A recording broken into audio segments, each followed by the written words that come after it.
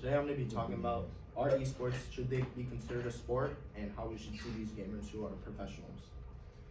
So if you don't know, gaming has been around for the last 10 to 15 years, been really popular throughout history. So today, COVID was a crazy time for gaming in general.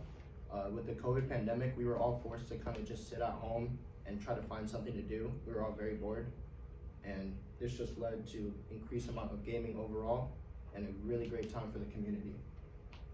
As you can see, based on iSafe, they said during COVID, 10 hours and 49 minutes per weekly screen time, up from 6 hours and 46 before COVID. And this was just crazy good for all the gaming developers and community. So let me ask you guys a question today. How many of you guys play at least 4 hours a week of video games? Anyone? Okay. I know personally I do. I spend probably a little more than that. It's a great way for me to do something, and I get to play with my friends and have a great time. I get home on a weekend or whatever, and it's just get on around 8, and before I even know it, it's like 1 a.m. and it's time for bed. And average game time spent gaming per week in the US, it is 5.9 hours per week, which is a lot. The global average is only 5.1, the second being Germany and China just behind them. Now that you know a little bit more about gaming, what specifically is esports?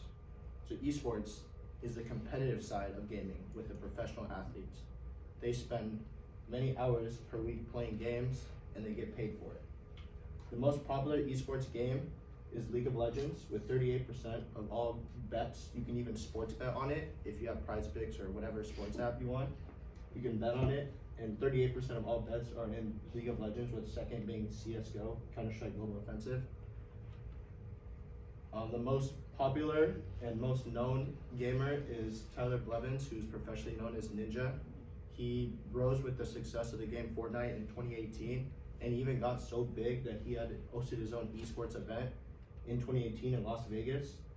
And it was live streamed on Twitch, which at the time it had 463,000 viewers on the app, and it peaked at 648,000, which is over 500,000 people watching at one time. And it just broke many records for the time. Sports games also have incorporated esports into their systems. NBA partnered with NBA 2K to create the 2K League, where pretty much they play the game 2K, the basketball game. They team up with their friends, and whoever wins, they compete for money. And this just shows how the atmosphere is, how big it is, and how active the community is. Madden even uses, the NFL even uses Madden in their Pro Bowl every year, and they invite some of the biggest stars, like that over there is Snoop Dogg, and this is a former player, Marshawn Lynch, along with some other Pro Bowl players. They get together and they get to play one game of Madden, which is really cool, and it's just a fun experience for them overall.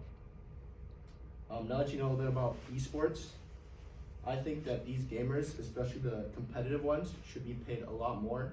They only make like around 50 to 60,000 a year on average. With that, as you know, many traditional athletes, they make millions on millions of dollars, and these esports gamers put in just as much work, if not more. I know it may not be physical, but they spend 8 to 10 hours every day on a computer gaming, and they just have to keep up with their competition. They use a lot of skills like leadership, strategic thinking, and others just to keep up. And if you didn't know, gamers, obviously they just sit in a chair. What did they have to do in common with race car drivers? No one knows. They produce the same amount of cortisol, which is a stress hormone that our body produces. The levels are the same as an F1 race car driver, which is obviously crazy because these gamers just sit in a chair and game while these race car drivers are driving over 100 miles an hour, just racing. Hopefully they can, as you can see, crash and potentially die, which has happened before. And it's just crazy to think about how they have the same amount of cortisol produced. Now get back to the numbers. As you can see, some of the biggest contracts in sports, just as Ronaldo, who makes well over 200 million per year, and other sports athletes make about 50 million a year. Ninja, who makes the most money in all of esports, only makes 6 million per year. That should be changed in my opinion. Overall, I hope you now realize that these gamers spend a lot more time than you think, and they're not just fat, chubby people who just sit and play. And I hope you change your perspective of how you see them. Thank you.